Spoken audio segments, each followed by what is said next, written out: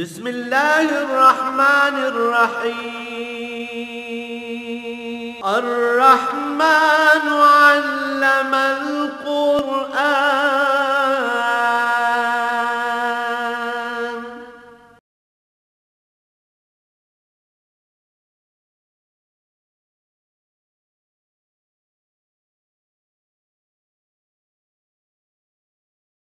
الحمد لله رب العالمين والصلاة والسلام على حبيبه محمد وآله وصحبه أجمعين. أعوذ بالله من الشيطان الرجيم. بسم الله الرحمن الرحيم. يا أيها الذين آمنوا لا تأكلوا أموالكم بينكم بالباطل إلا أن تكون تجارة عن تراض منكم ولا تقتلوا أنفسكم إن الله كان بكم رحيما ومن يفعل ذلك عدوانا وظلما فسوف نصليه نارا وكان ذلك على الله يسيرا. إن تجتنبوا كبائر ما تنهون عنه نكفر عنكم سيئاتكم وندخلكم مدخلا كريما ولا تتمنوا ما فضل الله به بعضكم على بعض للرجال نصيب مما اكتسبوا وللنساء نصيب مما اكتسبوا واسألوا الله من فضله إن الله كان بكل شيء عليما. اللهم سبحانك لا علم لنا إلا ما علمتنا إنك أنت العليم الحكيم. مولاي صل وسلم دائما أبدا على حبيبك خير الخلق كلهم. يا أيها الذين آمنوا لا تأكلوا أموالكم بينكم بالباطل. فرمایا تقاضائے ایمان یہ ہے کہ ایمان لانے کے بعد آپس میں اموال دنیا میں ایک دوسرے کے ساتھ دھوکہ نہ کرو، غلط طریقے سے ایک دوسرے کا مال نہ کھاؤ۔ ہر آدمی دنیا کی حرص میں پڑ کر ہر جائز و ناجائز طریقے سے مال حاصل کرنے کی کوشش کرتا ہے، جس میں بے شمار لوگوں کے حقوق تلف ہوتے ہیں۔ سو فرمایا ایمان کا تقاضا یہ ہے کہ اللہ پہ بھروسہ کرتے جب اللہ کو رازق مانا، اللہ کو خالق مانا، مالک مانا، تو اس کے حکم کے مطابق مال ضرور کماؤ، لیکن ناجائز طریقوں سے نہیں بلکہ جائز وسائل سے اور حلال طریقے سے۔ الا ان تکون تجارتا عن تراض منکم، جیسے باہمی رضامندی سے تجارت ہوتی ہے، باہمی رضامندی سے ملازمت ہوتی ہے، وہ تنخواہ دیتے ہیں اور کام کراتے ہیں، کام بھی طے ہوتا ہے، تنخواہ بھی طے ہوتی ہے، یا مزدوری ہوتی ہے، مزدوری بھی طے ہوتی ہے، کام بھی طے ہوتا ہے، یعنی باہمی جانبین کی رضامندی سے ہوتا ہے، یا کاشتکاری ہوتی ہے، اس کے مختلف طریقے ہیں۔ تو یہ چار ذرائع حصول مال کے معروف ہیں: تجارت، ملازمت، مزدوری اور کاشتکاری، یہ معروف ذرائع ہیں حصول رزق کے۔ اس کے علاوہ کسی کو دھوکہ دے کر یا مال کی قیمت زیادہ وصول کر لیں، مال کم دیں، یا قیمت مہنگے داموں کی وصول کر لیں اور مال کی جو قسم ہے یا کوالٹی ہے وہ پوری نہ دیں، یا زبردستی مال لے لیں، یا جوئے سے مال لے لیں، چھین کر لے لیں، یہ سارے طریقے ناجائز ہیں۔ اور فرمایا کہ ایمان کے ساتھ یہ زیبی نہیں دیتا کہ کوئی دوسرے کا مال ناجائز طریقے سے کھائے، یعنی تقاضائے ایمان کے منافی ہے۔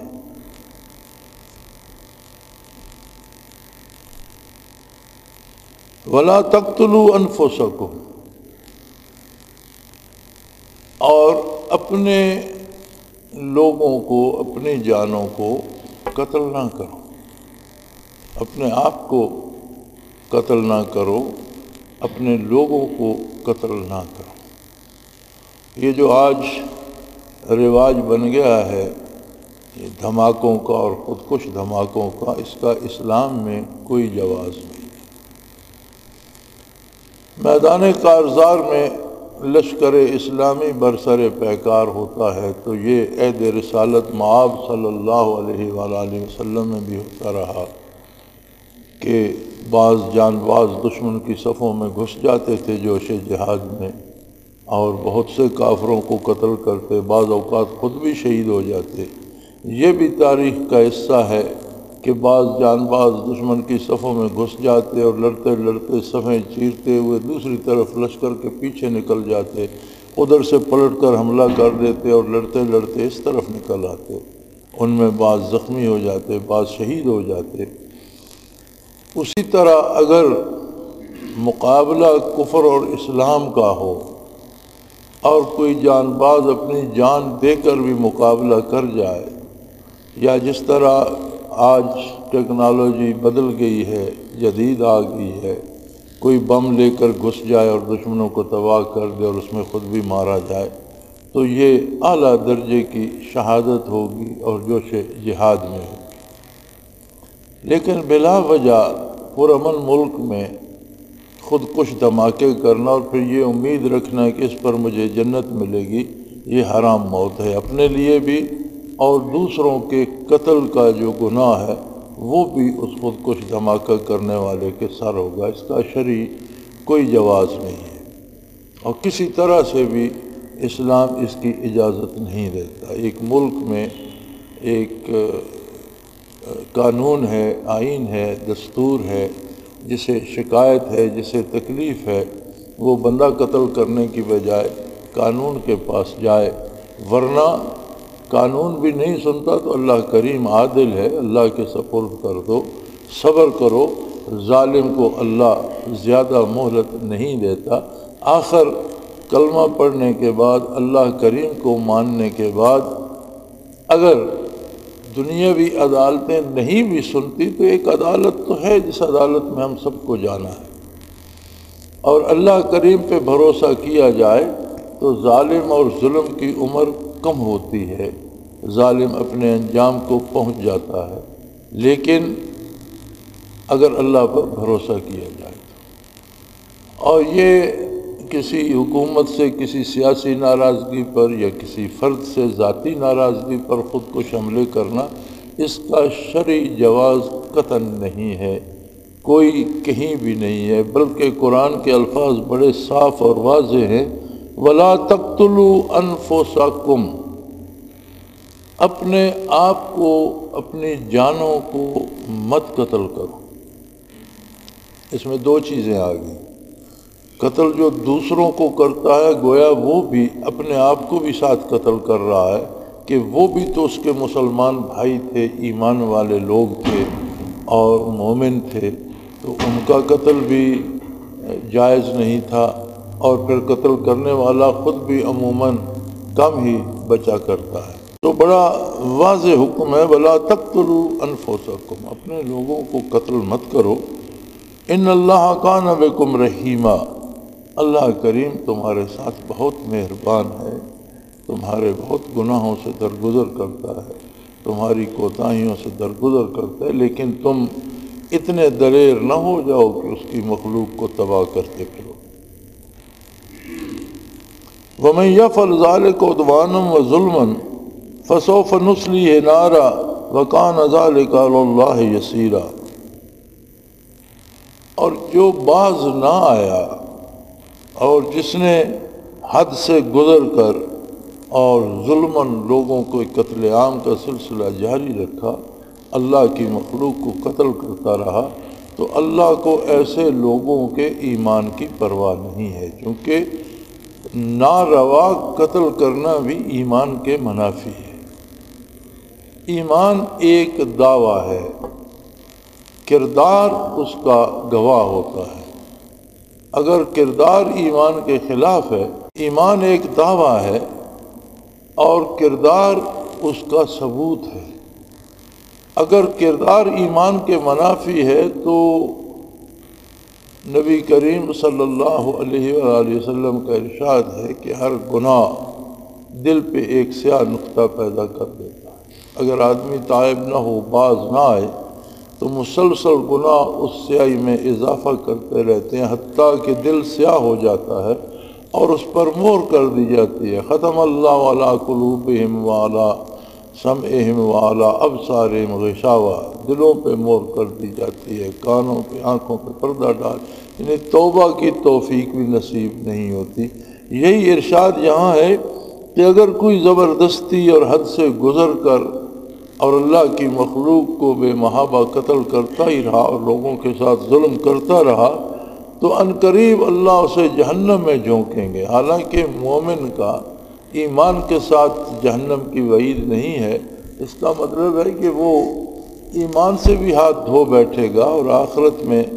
جہنم کے عذاب کا حقدار بن جائے گا۔ وَكَانَ ذَلِكَ عَلَى اللَّهِ يَسِيرًا، اور اللہ کے لیے یہ کوئی مشکل نہیں ہے کہ مجرم کو وہ سزا دے اور جیسا جس کا جرم ہو اس کا وہ انجام پائے۔ ان تجتنبوا کبائر ما تنہون عنہ نکفر عنکم سیئاتکم وندخلکم مدخلا کریما۔ ہاں، اگر تم بڑے گناہوں سے بچتے رہو، گناہ کبیرہ سے اپنے آپ کو بچاؤ۔ گناہ کبیرہ کیا ہوتا ہے، اس پر علماء نے بڑی مفید اور بڑی طویل بحثیں فرمائی ہیں، اور بعض حضرات نے گنوائے ہیں کہ یہ گناہ کبیرہ ہے، اور اس کے علاوہ جو ہے وہ صغیرہ ہیں۔ لیکن ایک اصول جو علماء حق نے دیا ہے وہ بہت خوبصورت ہے، وہ یہ ہے کہ جس گناہ پر قرآن میں سزا کا تذکر آیا ہے، یعنی جس گناہ سے روکا گیا ہے اور اگر باز نہ آیا تو اس پر وعید آئی ہے جہنم کی یا آخرت کی سزا کی، جیسے یہاں ارشاد ہوا کہ اپنے لوگوں کو قتل نہ کرو، اگر کوئی باز نہ آیا تو اسے دوزخ میں ڈال دیا جائے گا۔ تو یہ گناہ کبیرہ ہوگا، یعنی جتنے گناہوں سے روکا گیا اور ان پر سزا کی وعید آئی اور ان پر ڈرایا گیا، آخرت کے عذاب کی خبر دی گئی، وہ گناہ کبیرہ ہے۔ اور اس کے علاوہ جو ہیں، جو بھول چوک ہو جاتی ہے اور بعض اوقات ہم عمل کرتے ہیں اس میں وہ خلوص نہیں ہوتا، اس میں وہ خشوع و خضوع نہیں ہوتا، بعض اوقات ہم عمل خلوص سے کر رہے ہوتے ہیں لیکن اس کے طریقے میں کوئی بھول چوک رہ جاتی ہے، سنت کے مطابق نہیں ہوتا، یا کوئی غلطی ہو جاتی ہے، تو فرمایا اگر ان بڑے بڑے گناہوں سے تم بچنے کی کوشش کرو تو یہ بھول چوک تو اللہ کریم معاف فرما دیں گے۔ جو بڑے گناہوں سے یا کبیرہ سے بچنے کی کوشش کرتا ہے تو اس کی یہ کوشش اس بات پہ دلیل ہے کہ اسے عظمت الہی پہ یقین ہے، وہ اللہ کی اطاعت کے لیے کوشاں ہے، وہ نبی کریم صلی اللہ علیہ وآلہ وسلم کے اتباع اور اطاعت کے لیے اپنی بھرپور کوشش کر رہا ہے۔ اب چونکہ انسان ہے بتقاضۂ بشریت، کبھی بھول چوک کر کوئی لفظ منہ سے نامناسب نکل جاتا ہے، کبھی کوئی غلطی ہو جاتی ہے، اور کبھی یہ ہوتا ہے کہ ہم نیک عمل بھی کرتے ہیں لیکن اس نیک میں بھی ہم سے بھول چوک ہو جاتی ہے، کبھی اس میں وہ خلوص اور خشوع و خضوع نہیں ہوتا، کبھی خلوص ہوتا ہے لیکن عمل میں طریقے سنت میں کچھ تھوڑی سی بھول چوک ہو جاتی ہے، چھوٹ جاتا ہے، تو اللہ کریم فرماتے ہیں کہ جو بتقاضۂ بشریت تم سے بھول چوک ہوتی ہے وہ میں معاف فرما دیتا ہوں۔ ورنہ تو گناہ ہے، اور اگر اس نظر سے دیکھا جائے کہ گناہ کی تعریف کیا ہے، یعنی اللہ کے رسول کی نافرمانی، خواہ وہ کسی شعبۂ زندگی میں، تو اسے اس نظر سے دیکھا جائے کہ نافرمانی کس کی ہے، تو پھر تو کوئی گناہ صغیرہ رہتا ہی نہیں، کیونکہ ایک ادھر عظمت الہی ہے، عظمت رسالت ہے، اور اللہ کے رسول کی نافرمانی کی جائے تو وہ چھوٹی تو نہیں رہتی، بہت بڑا جرم ہے، اللہ کریم معاف فرمائے۔ یہ بھی اس کا احسان ہے کہ اس نے فرمایا کہ جن امور سے کتاب اللہ نے منع کیا ہے اور جن میں نواہی ارشاد فرمائے ہیں اور جن پر وعید آئی ہے، ان سے بچنے کی بھرپور کوشش کرو،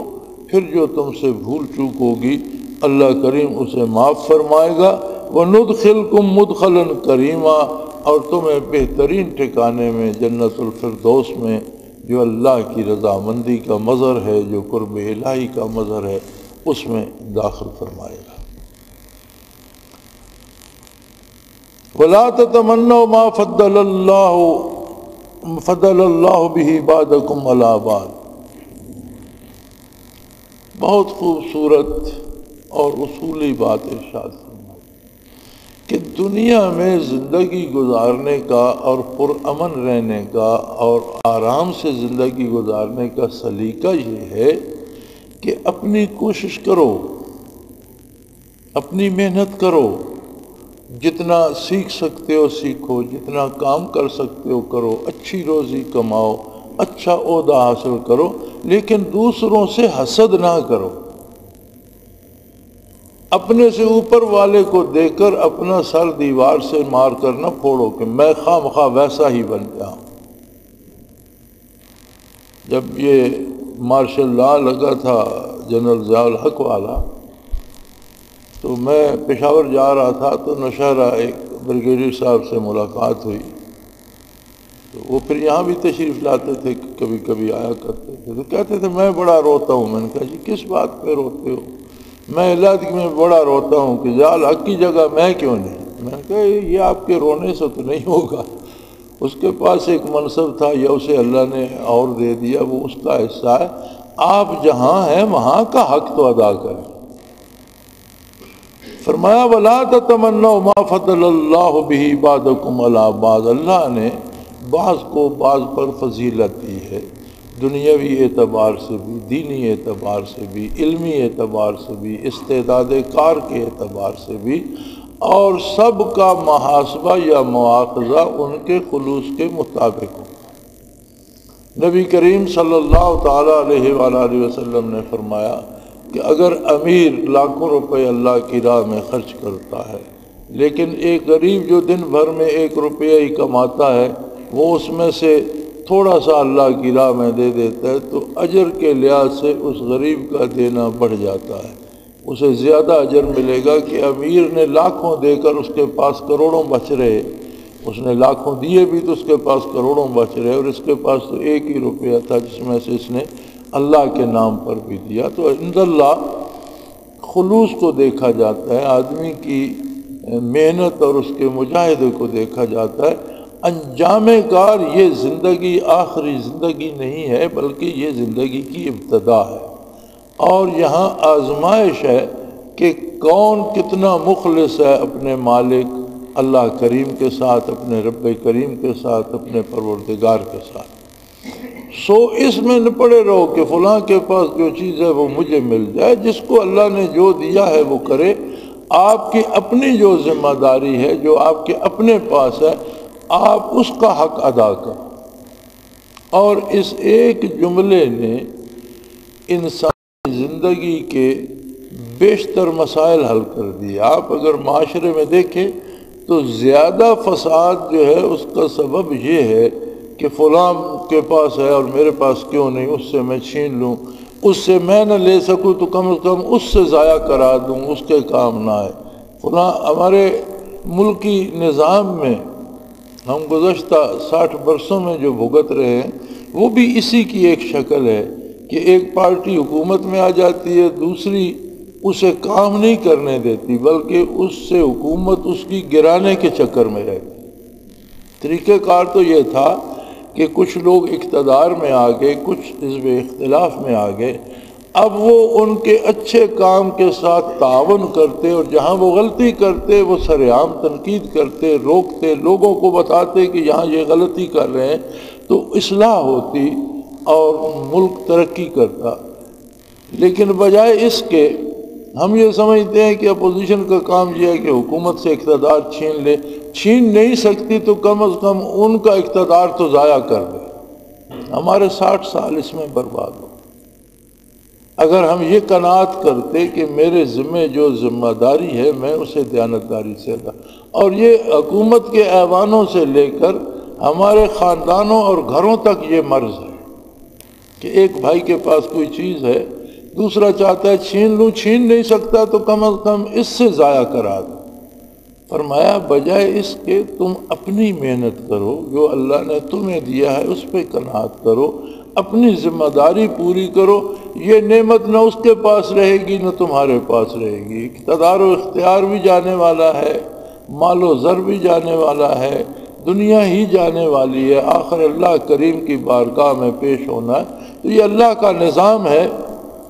وَلَا تَتَمَنَّوْا مَا فَضَّلَ اللَّهُ بِهِ بَعْضَكُمْ عَلَىٰ بَعْضٍ، اگر اللہ نے بعض کو بعض پر فضیلت دی ہے تو جسے جو مقام و مرتبہ اللہ نے دیا، ہر کوئی اپنے مقام کے مطابق اس پر جو ذمہ داریاں آتی ہیں انہیں ادا کرنے کی فکر کرے، دوسرے کا چھیننے کی کوشش نہ کرے۔ لِلرِّجَالِ نَصِيبٌ مِّمَّا اكْتَسَبُوا وَلِلنِّسَاءِ نَصِيبٌ مِّمَّا اكْتَسَبْنَ۔ انسان بنیادی طور پر انسان ہے، خاتون ہے یا مرد ہے،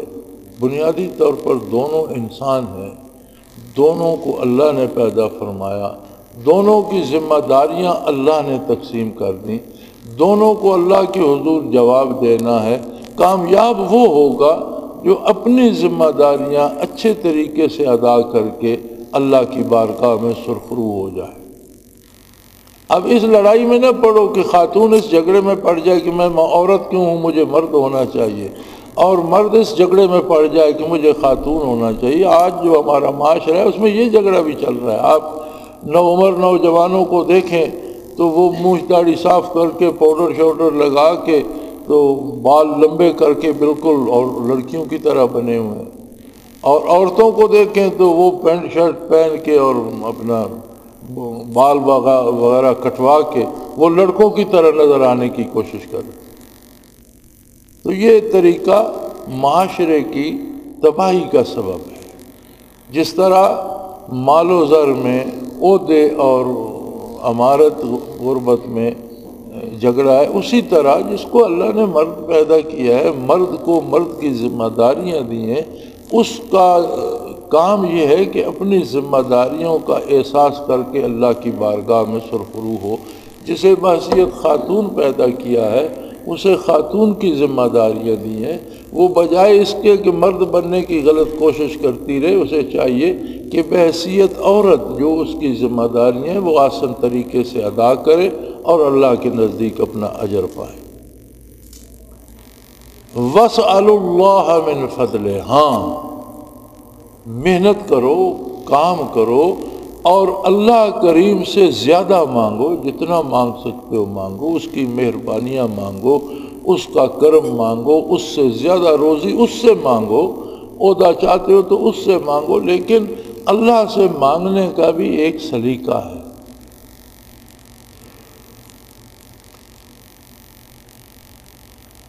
اسلام نے روئے زمین پر انقلاب برپا کیا، اور اگر انسانی تاریخ کو دیکھا جائے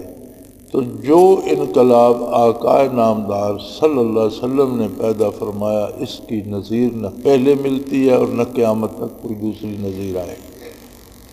ہر نبی انقلاب آفرین ہوا کرتا تھا، لیکن انبیاء اپنی امتوں، اپنے اوقات کے لیے، اپنے مقررہ میعاد کے لیے تشریف لائے۔ نبی کریم صلی اللہ علیہ وسلم کی بعثت ساری انسانیت کے لیے اور سارے زمانوں کے لیے، قیامت تک کے لیے تھی۔ اور اس بوڑھے آسمان کو یاد ہے کہ حضور اکرم صلی اللہ علیہ وسلم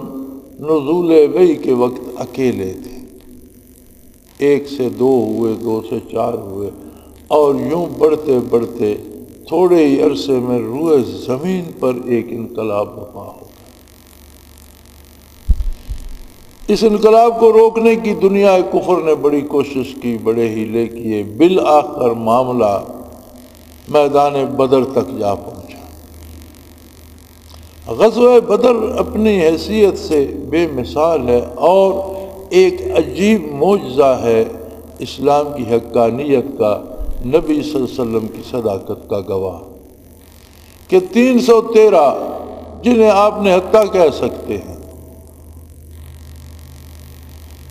کہ گنتی کے جانور سواری کے غالباً 2 گھوڑے، 6 زریں اور 8 تلواریں 313 آدمیوں کے پاس تھیں، کچھ تیر کمان اور نیزے تھے، اور کھانے کو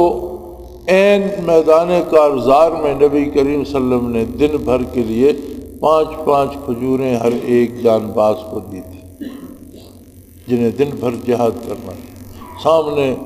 3 گنا اپنے سے زیادہ اور مسلح، پوری طرح اسلحے سے لیس، پوری طرح سے سواریاں پوری طرح سے ان کے پاس، کھانے پینے کا ہر سامان ان کے پاس تھا۔ تو یہ کوئی مقابلہ کسی طور بھی دنیاوی اعتبار سے، اسباب و ذرائع کے اعتبار سے کوئی اس کی تک نہیں بنتی تھی، لیکن اس لشکر جرار کو اور مسلح اور وسائل والے لشکر کو اتنی بڑی شکست ہوئی کہ اس کے بعد ان کی کمر سیدھی نہیں ہو سکی اور یہ 313 فاتح رہے۔ تو اس کی اصل وجہ کیا تھی؟ جب اس کی اصل وجہ ہم تلاش کرتے ہیں تو نبی کریم صلی اللہ علیہ وسلم نے میدان میں لوگوں کو صفارا کیا، صحابہ کرام کو، اور ایک چھپر سا کنارے پر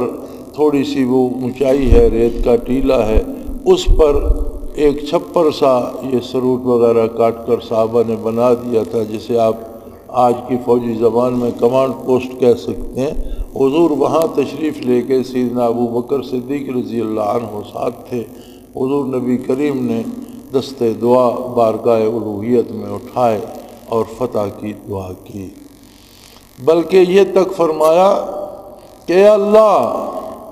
میں آج اس میدان میں سارے کا سارا اسلام لے آیا۔ یعنی فرد کا نظریے میں ڈھل جانا بڑی عجیب بات ہے کہ یہ وہ لوگ ہیں جنہوں نے صرف مانا نہیں، یہ قلبی، ذہنی اور مادی طور پر اسلام میں ڈھل گئے ہیں، یہ خود اسلام بن گئے ہیں، میں سارے کا سارا اسلام۔ اگر یہ لوگ یہاں کھیت رہے فلن تو بدبدا او کما قال رسول اللہ صلی اللہ علیہ وسلم، کہ ان لوگوں کو اگر شکست ہوئی تو قیامت تک کوئی پیشانی سجدوں سے آشنا نہیں ہوئی۔ حتیٰ کہ سیدنا رسول اللہ صلی اللہ علیہ وسلم کے دوش مبارک سے چادر مبارک ڈھلک گئی اور سیدنا ابو بکر صدیق رضی اللہ عنہ نے عرض کی یا رسول اللہ بس کریں، آپ کی دعا خالی نہیں جائے گی، بس کریں اور آپ متوجہ ہوں لشکر کی طرف۔ تو جب ہم تجزیہ کرتے ہیں تو فتح کا سبب وہ دعا ہے جو حضور نے عریش بدر میں فرمائی۔ تو یہاں سے دعا کرنے کا طریقہ ثابت ہوتا ہے کہ سنت طریقہ یہ ہے کہ جو چیز تم امتحان میں پاس ہونا چاہتے ہو تو محنت سے پڑھو، اساتذہ کے پاس جا جا کر پوچھو، ساتھیوں سے مدد لو، نوٹس تیار کرو، پوری محنت کرو اور پھر اللہ کریم سے دعا کرو کہ اللہ مجھے کامیاب کر۔ تم تجارت میں کامیاب ہونا چاہتے ہو، مال کمانا چاہتے ہو تو تجارتی اصولوں کے مطابق پوری محنت کرو،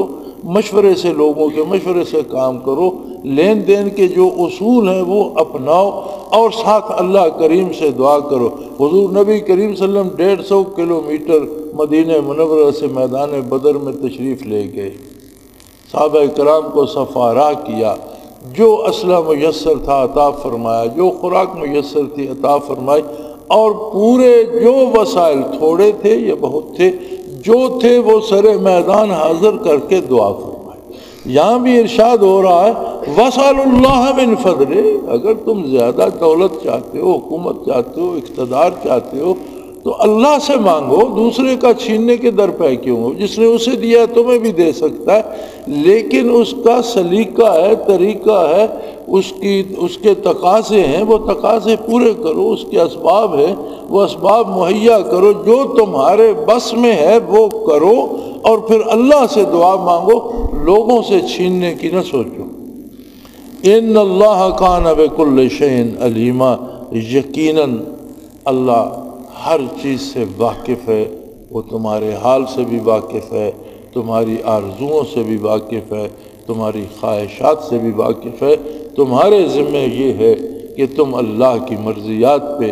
اپنی پوری زندگی لگا دو تاکہ کامیابی پا سکو۔ وآخر دعوانا ان الحمدللہ رب العالمین۔ اللہ اللہ اللہ اللہ اللہ اللہ اللہ اللہ۔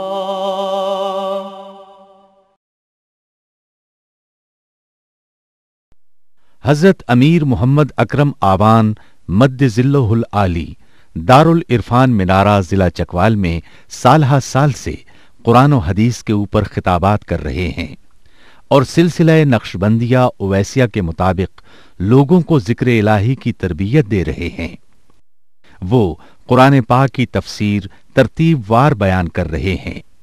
تفسیر قرآن کو وہ موجودہ ملکی اور بین الاقوامی حالات کے مطابق بیان کرتے ہیں۔ موٹر وے سے کلر کہار کے انٹرچینج سے نکلتے ہوئے کلر کہار کی جھیل سے ہوتے ہوئے میانی، بوچھال اور نور پور سے گزرتے ہوئے دارالعرفان منارہ پہنچ سکتے ہیں۔